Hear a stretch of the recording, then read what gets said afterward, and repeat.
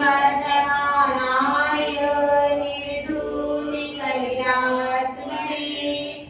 सालोकानां त्रिलोकानां यदि विद्या दर्पणायते। पंच परमेश्वरी भगवान की 1008 श्री कुंतुनाथ भगवान की, परम पूज्य आचार्य शादी सागर महाराज की, आचार्य श्री महावीर कीर्ति महाराज की, आचार्य श्री विमल सागर महाराज की, आचार्य श्री तपस्वी सम्राट सन्मति सागर महाराज की, आचार्य गुरु सुंदर सागर महाराज की, अहिंसामयी विश्वधर्म की, जिनवाणी माता की,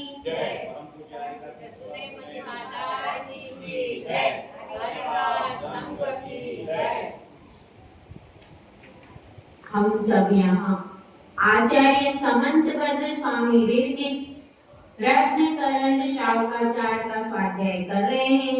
उसमें शिक्षाव्रत का अंतिम चरण जो वैयावृत्ति है उसका कथन चल रहा है।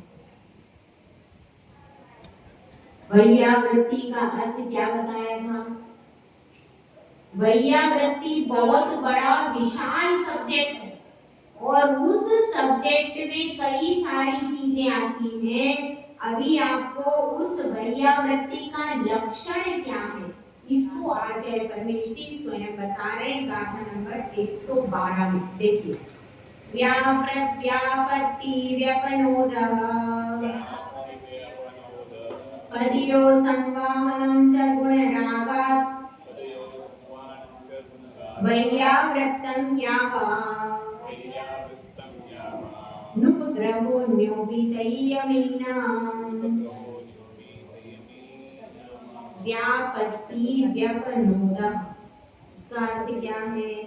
सबसे पहली चीज है गुण रागा। गुण रागा मतलब क्या है? गुणों के राग से, जो गुण है उसके राग से क्या करना? मतलब जब कोई वैयावृत्ति करना चाहता है तब उस समय उसके गुणों का अनुराग होना चाहिए सामने वाले के प्रति। अरे माता जी बीमार पड़ गई, अब क्या करेंगे, कोई आता नहीं है यहाँ भवन में, चलो अपन ही चले, ऐसी दीनहीन दशा से नहीं करना। या क्या करें, कोई आता नहीं है, बूढ़ी माता जी है, कोई भी नहीं आता तो अपन ही चलो। उनके गुणों के राग से उनके अंदर जो रत्नत्रय है उस रत्नत्रय के अनुराग से यदि आप वैयावृत्ति करते हो तो आपको रत्नत्रय ही प्राप्त हो।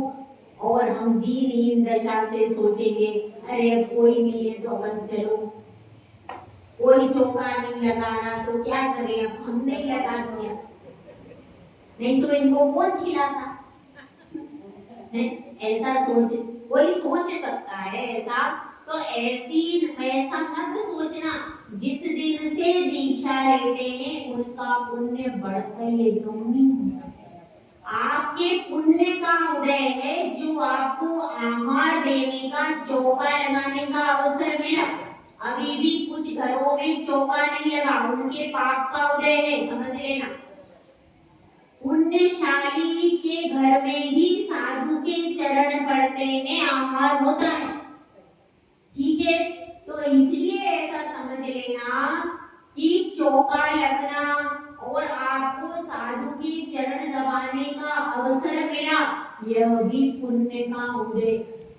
तो हर व्यक्ति के नसीब की बात नहीं होती, बहुत बड़ा पुण्य है। आप भी जब चरण दबाने के लिए जाते हो क्या भावना करते हो? आपने रत्नत्रय को धारण कर लिया, हम कब रत्नत्रय को धारण करेंगे? ऐसी भावना खा करके करोगे। और क्या करें, अब इनका कोई है नहीं है तो अब हम ही कर देते हैं, ऐसी दीनहीन दशा। बेचारे महाराज कोई देखता नहीं है। ऐसा करके, यदि ऐसा करके आप कर रहे हो, अरे अभी महाराज बूढ़े, इनका चौका कौन लगाता है? इनकी कौन सेवा करता है? इसलिए हम ही चले गए, हमने लगा लिया। ऐसी महाराज की दीनहीन दशा कर करके और फिर आप सेवा करोगे तो आपको उस दीनहीनता वाले फल मिलेंगे। लेकिन अगर हम सोचेंगे अरे इतने बूढ़े महाराज हैं, इनको प्रवचन नहीं आता तो क्या है, अपनी चर्या का पालन कर रहे हैं, इनको बहुत अच्छा प्रवचन नहीं आता, बूढ़े महाराज हैं, ज्यादा उनको बातचीत भी करना नहीं आता, तो क्या करना, अरे फिर भी ये संयम का पालन कर रहे हैं, कितनी बड़ी चीज है, हम भी संयम का पालन करें, यही हमको प्राप्त हो। ऐसी भावना से कोई बूढ़े महाराज है, उनको ज्यादा नहीं आता, सिर्फ नमोकार मंत्र भक्तामृत इतना ही आता है, ज्यादा नहीं आता, तो क्या है, कोई ज्यादा बैठता नहीं है, क्योंकि ज्ञानी साधु के पास में जो अच्छी अच्छी बातें करते, जिनका प्रवचन अच्छा होता है, उनके पास तो दुनिया बैठ जाती है जाके। लेकिन जो साधु बूढ़ा है, बूढ़ों से वैसी क्या होता है, यंग एज तो पूरी बाहर हो जाती है, ज्यादा बूढ़े साधु हो तो क्या हो जाता है, यंग एज पूरी पीछे हट जाती।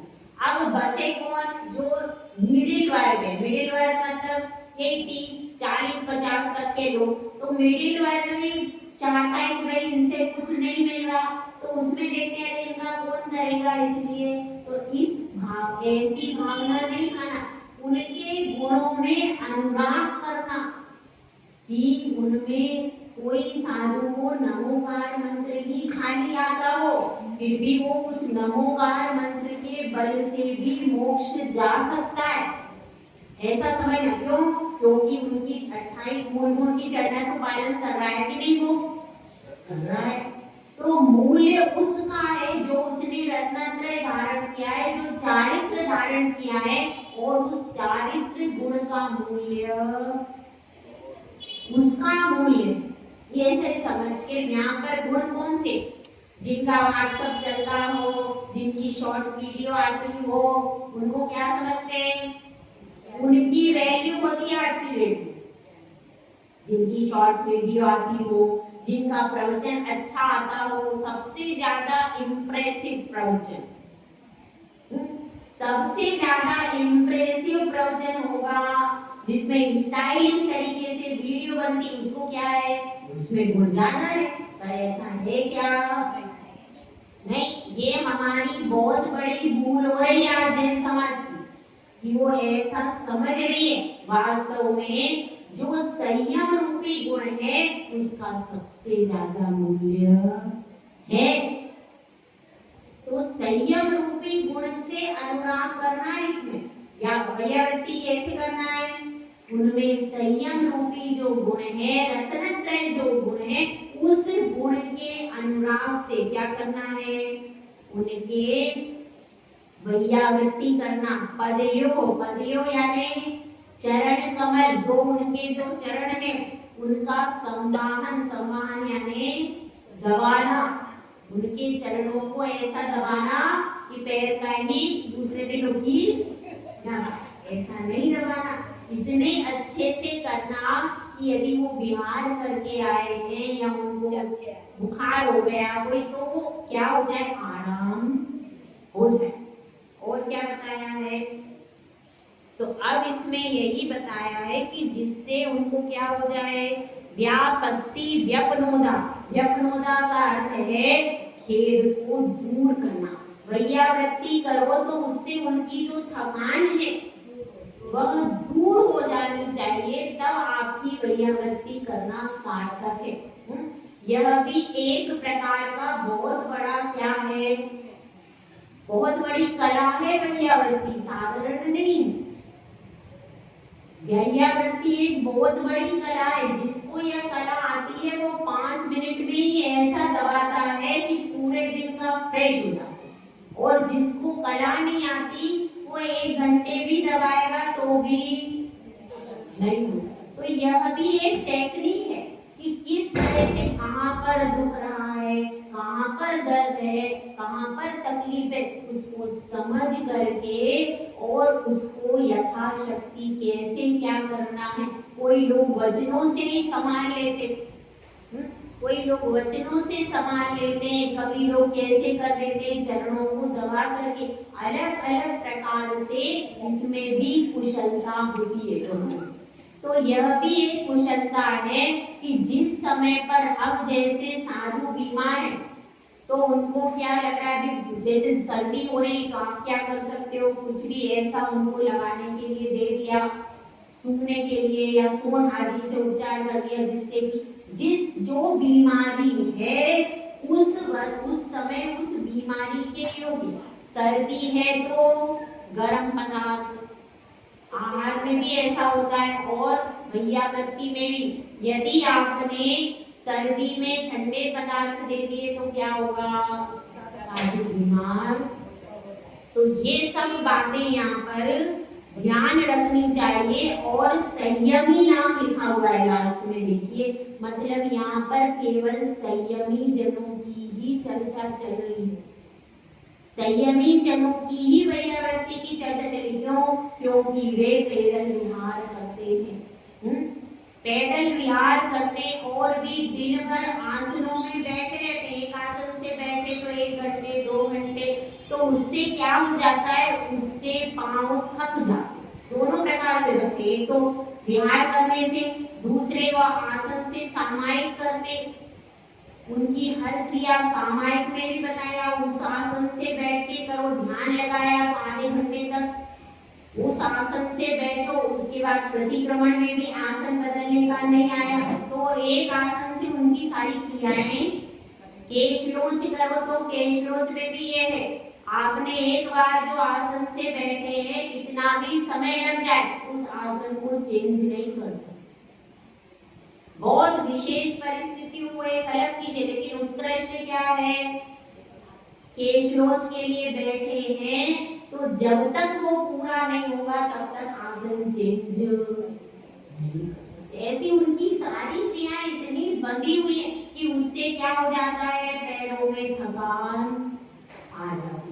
तो उस क्रिया के लिए तो इसलिए हम क्या करते हैं, उनके चरणों से शुरू करते हैं, चरणों को दबाते हैं जिससे उनकी थकान दूर हो जाए। तो अब यहाँ पर बात चल रही है संयमी जीवों की, और अब आगे बात चल रही है दान भी वैयावृत्ति है।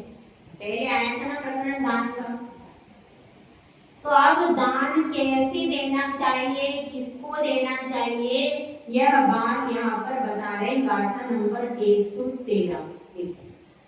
नव पुण्य प्रतिपत्ति सप्तगुण समाहितेन शुद्धेन अप्सूनारम्भाणां मार्याणामिष्यते दानम्। नव पुण्य प्रतिपत्ति, सबसे पहले लिखा है सप्तगुण समाहितेन शुद्धेन, जो दाता होगा उसमें कितने गुण होना चाहिए, 7 गुण उस दाता में होना चाहिए। और कैसा होना चाहिए, शुद्ध होना चाहिए। शुद्ध मतलब मन शुद्धि, वचन शुद्धि, काय की शुद्धि और कुल की भी शुद्धि, वो उसका कुल भी शुद्ध होना चाहिए।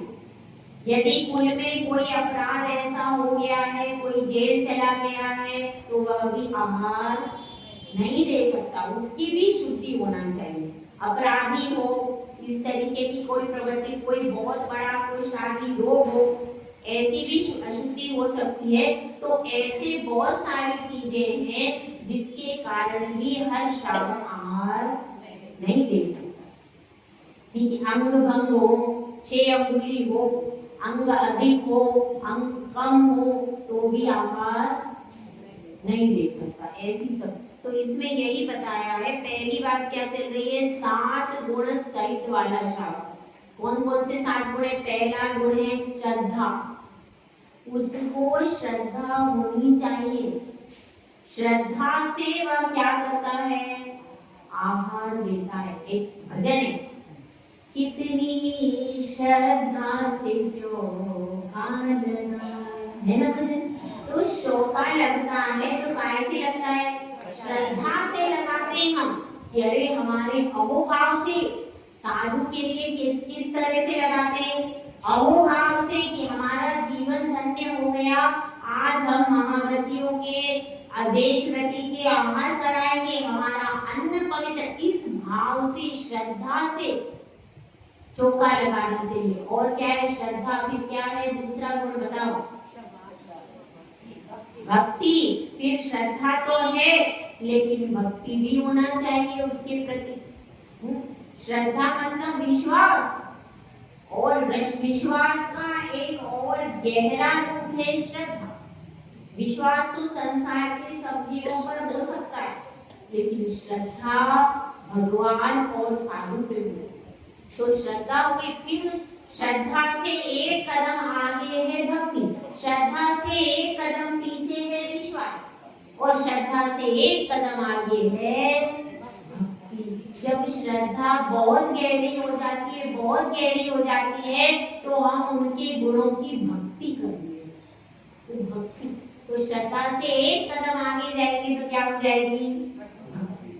दोनों शुरुआत कहाँ से होती है? गुणों के अनुराग से ही श्रद्धा की उत्पत्ति होती है, और गुणों के अनुराग से फिर वह व्यक्ति वाचाल हो जाता है और भक्ति करने लगता है। तो श्रद्धा अंतरंग में प्रकट होती है, जैसे कि दीप जलता है। दीप जलता है और उसका बाहर प्रकाश फैलता है, तब हमको श्रद्धा नहीं दिखती, भक्ति दिखती। दिखता क्या है? श्रद्धा किसके मन में क्या है, कैसे पता चले? जब वो भगवान की भक्ति करता है, हाँ भाई ये भगवान की भक्ति करता है, इसके मन में श्रद्धा होगी। तो श्रद्धा अंदर रहती है लेकिन वो भक्ति को बाहर भेज देती है, वह भक्ति से काम होता है। तो यहाँ पर यही बताया, श्रद्धा भक्ति तुष्टि। तुष्टि मतलब क्या? संतोष। संतोष उसको होना चाहिए। यदि उसको संतोष नहीं है तो क्या होगा? आलुब्धता, लोभी पने वाला श्रावक साधु को आहार नहीं करा सकता। क्यों? अरे अब ये थोड़ा सा, वो तो थोड़ा सा बनाएगा, जब वो थोड़ा सा बनाएगा तो साधु का आहार कैसे होगा? मतलब लोभी वाला श्रावक क्या करेगा? थोड़ा थोड़ा बना लिया, अब उसके पास सामग्री कम है तो कैसे आहार कराएगा? तो संतोष, उसको आलुब्धता होना चाहिए, लोभी प्रवृत्ति संतोष होना चाहिए। जितना भी द्रव्य साधु को लगता है वह खुले दिल से देना चाहिए। तो आलुब्धता, तो क्या हो गया? श्रद्धा भक्ति तुष्टि। उसके बाद विज्ञान। विज्ञान भी है, विवेक भी है।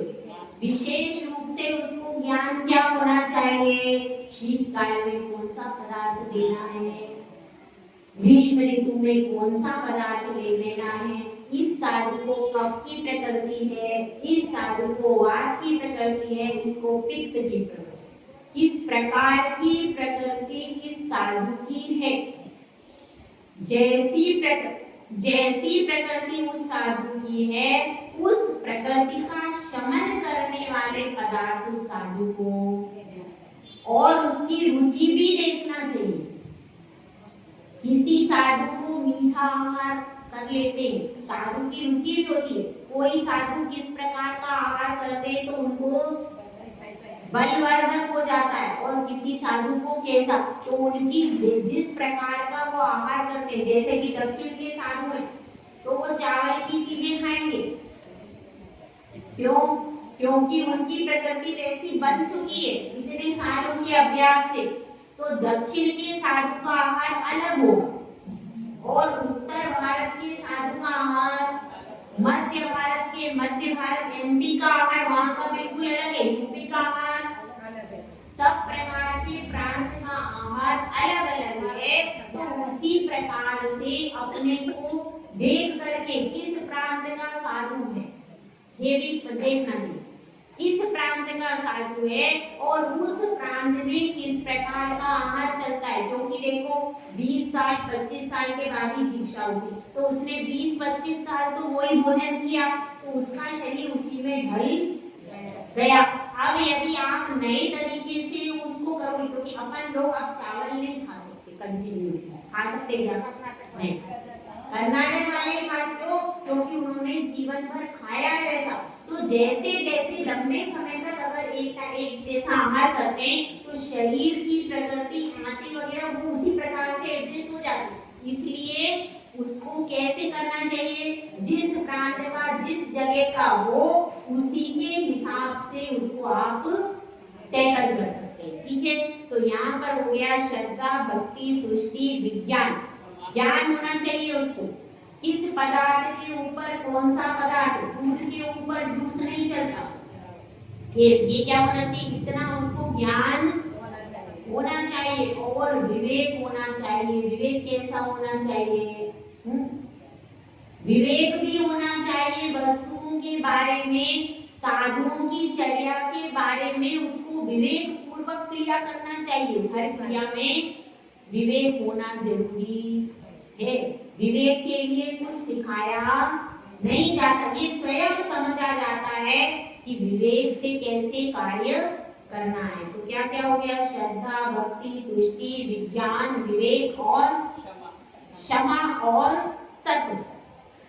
क्षमा मतलब अब यदि वो ज्यादा क्रोध वाला श्रावक हो और अब क्या होगा, मान लो अब कोई साधु ने कुछ पदार्थ उसने बनाए, 10-5 आइटम आपने बनाए, अब साधु ने क्या किया भाई, उसने 4-5 आइटम रख लिए, 4-5 निकाल दी। अब एकदम श्रावक क्रोध वाला है, एकदम चिल्लाने लगा, अरे महाराज 10 आइटम बनाए आपने 5 निकाल दिए, एकदम गुस्सा तेज। तो क्या होगा?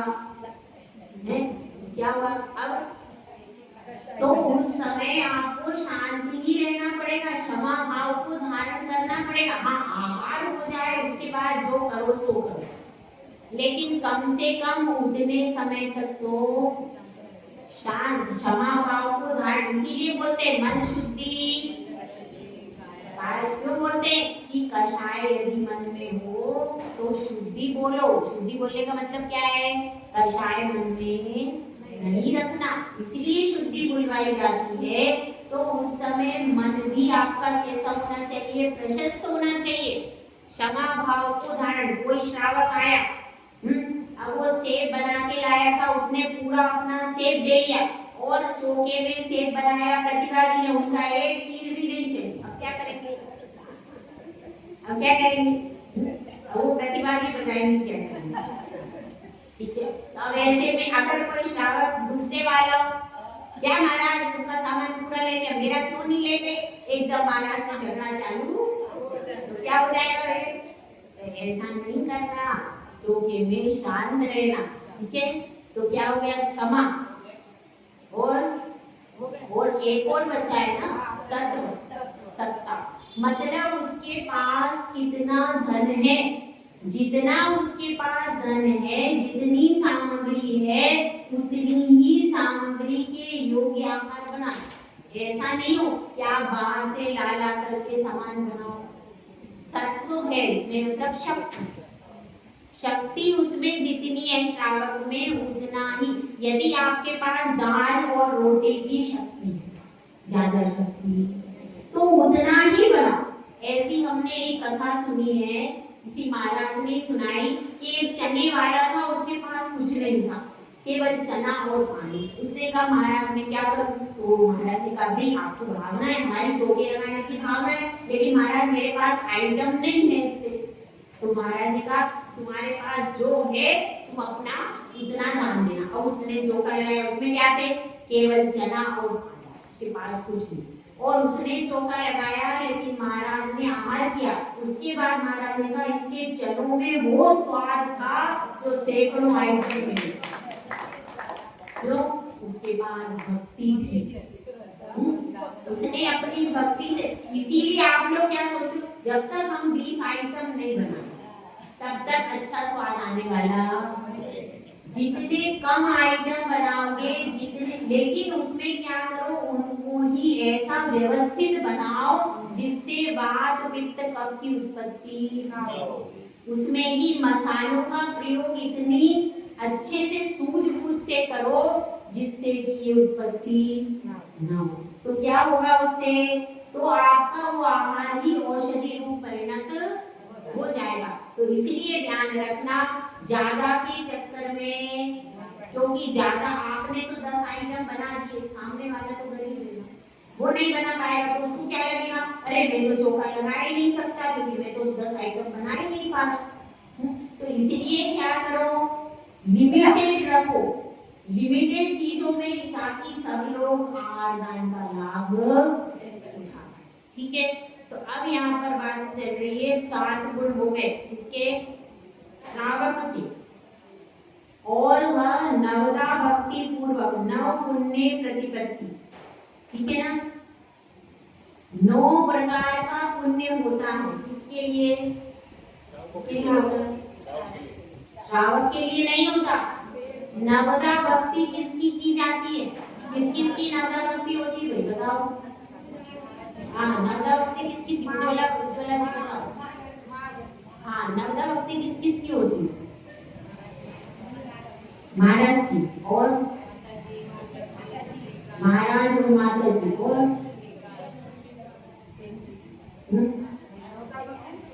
सिर्फ महाराजी महाव्रती महाराजी और महाव्रती माता ये नवदा भक्ति। नवदा भक्ति होती है और उनको केवल 5 प्रक्षालन और अर्घ होता है। इसको सुल्लिका। लेकिन महाव्रती को क्या होती है? पूरी नवदा भक्ति होती है। आरिकाओं की भी नवदा भक्ति होती है। ठीक है, तो यह क्या है? ये आज का नहीं है, यह तो अनादि काल से चला आ रहा है। जो पद्म पुराण है, पद्म पुराण में आप देखो, वहां पर भी सीता जी ने जाकर के आरिकाओं की नवदा भक्ति से पूजा की। तो ये सब अनादि काल से चला रहा। आज का ही मुनि आरिका की भक्ति होती है ऐसा नहीं है। यह सारा धर्म अनादि काल से चला आ रहा है। नवदा भक्ति का प्रकरण जो भी आ रहा है वह सारा कहाँ का है?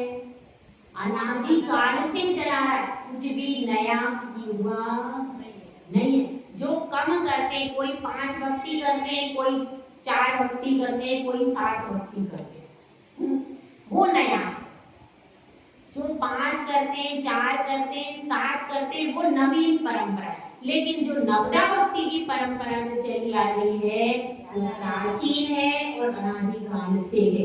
इसलिए आप लोग ये मत सोचना कि भाई आरिकाओं की होती है नहीं। आगम में पूरे प्रमाण दिए हुए हैं, तो आगम के प्रमाण के अनुसार ही सारी भक्तियां जो आज चल रहा है ये सारा प्राचीन है। आचार्य शांति सागर महाराज जी की परंपरा का, आर्य का ज्ञानमती माता जी का, और शास्त्रों में यहाँ भी लिखा है। देखो, आर्याणाम निष्ठते दानम। आर्या का शब्द है। आर्या किसके लिए? स्त्री के लिए आता है।